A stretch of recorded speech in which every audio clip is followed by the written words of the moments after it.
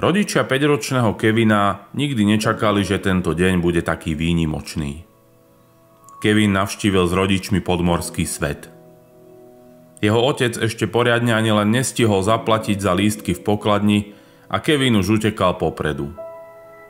Toto bude náročný deň, povzdychol si Brian smerom ku svojej manželke Lare. Musíš sa držať pri nás, zakričal na Kevina. Kevin síce počul kričať otca, ale nevenoval jeho slovám pozornosť a behom chvíle sa začal strácať rodičom z dohľadu. Keď ho konečne dobehli, chlapec sa nachádzal pri prvom akváriu a prekvapene pozeral na obrovské sklo, ktoré bolo medzi ním a miliónmi litrov vody. O 4:00 hodine po obede mala začať veľká show s kosatkami, ktorú si neskôr pozrú milióny ľudí z celého sveta práve vďaka Kevinovi. No v tej chvíli to ešte nikto netušil. Kevin sa cez sklo začal prihovárať k malej korálovej rybe, ktorú zbadal plávať okolo neho. Tá po chvíli odplávala a Kevin sa s obrovským nadšením v očiach usmial na rodičov. Nádrž s kosatkami sa nachádzala na protiľahlej strane podmorského sveta a Kevin bol pripravený na vytúžené zoznámenie sa s týmito nádhernými obrami. Volali sa Lucinda, Jasmína, Bella a jeho najobľúbenejšia Dália. Keď ich zbadal, Kevin sa za nimi rozbehol a všetci návštevníci so zatajeným dychom sledovali, ako sa zachová. Jeho rodičia už mali pripravenú kameru, aby stihli zachytiť tento dôležitý moment. Ich syn mal neuveriteľný dar, ktorý bol nielen jedinečný v jeho veku, ale nikdy predtým sa nič podobné vo svete nestalo. Kevin práve dorazil k svojim obľúbeným zvieratám, kosatkám a všetky kamery to zaznamenávali. Spočiatku boli kosatky potichu. Nevšímali si ho a venovali sa svojej rutine.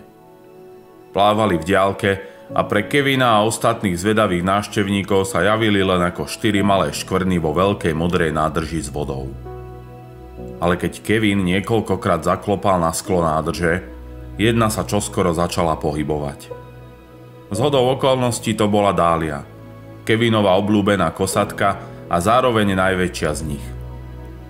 Zviera plávalo smerom ku sklu abnormálne rýchlym tempom a všetci prítomní si to hneď všimli.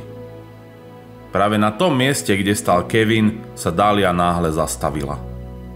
Otočila sa a pozerala chlapcovi rovno do očí. Otvorila svoje veľké ústa, takže sa zdalo, že sa usmieva. Kevin začal hýbať pravou rukou a potom nasledoval rovnaký pohyb aj ľavou. Dália okamžite reagovala na pokyny, ktoré jej dával a kopírovala každý jeho pohyb. Všetci ľudia, ktorí mali možnosť vidieť to na vlastné oči, boli šokovaní a prítomní zamestnanci nechápavo krútili hlavami, čo sa to deje. Onedlho zaplavili videá s Kevinom celý YouTube. Kosatky sa považujú za jedny z najťažšie vycvičiteľných zvierat planéty. Ich tréneri trávia roky pokusmi o čo najlepšie nadviazanie spojenia, aby bolo možné ukázať v mnohých prípadoch iba základné manévre týchto majestátnych tvorov.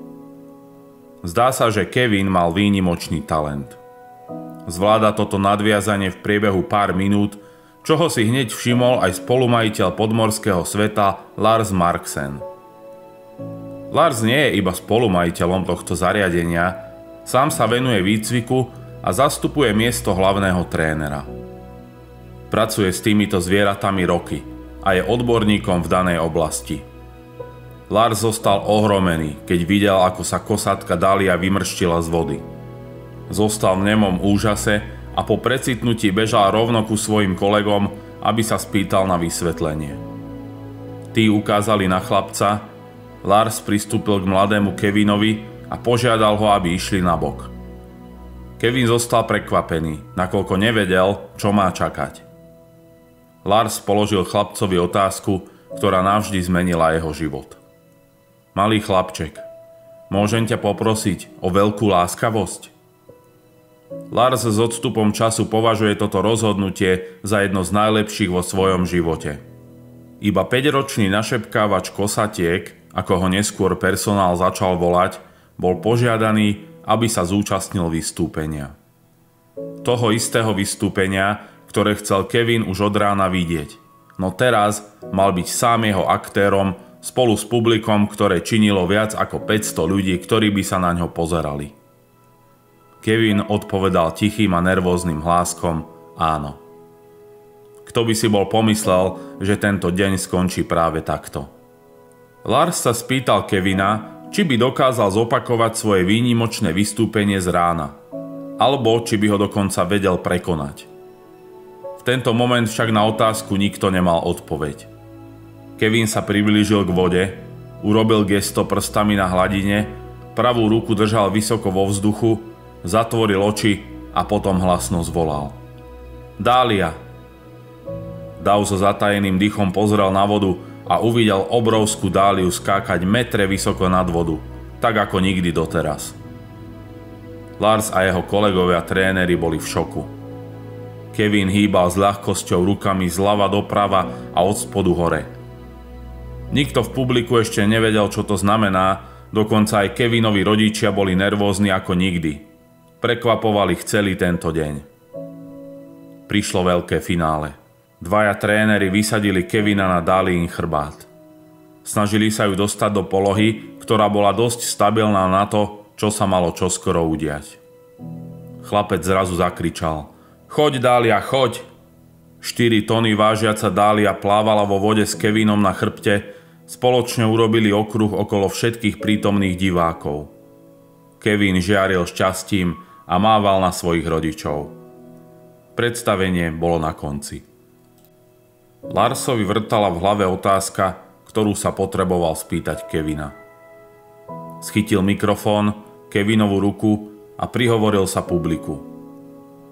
Všetkým divákom vysvetlil, ako výnimočný je tento chlapec a spýtal sa Kevina, či by nechcel hrať trvalú úlohu v podmorskom svete Ocean World.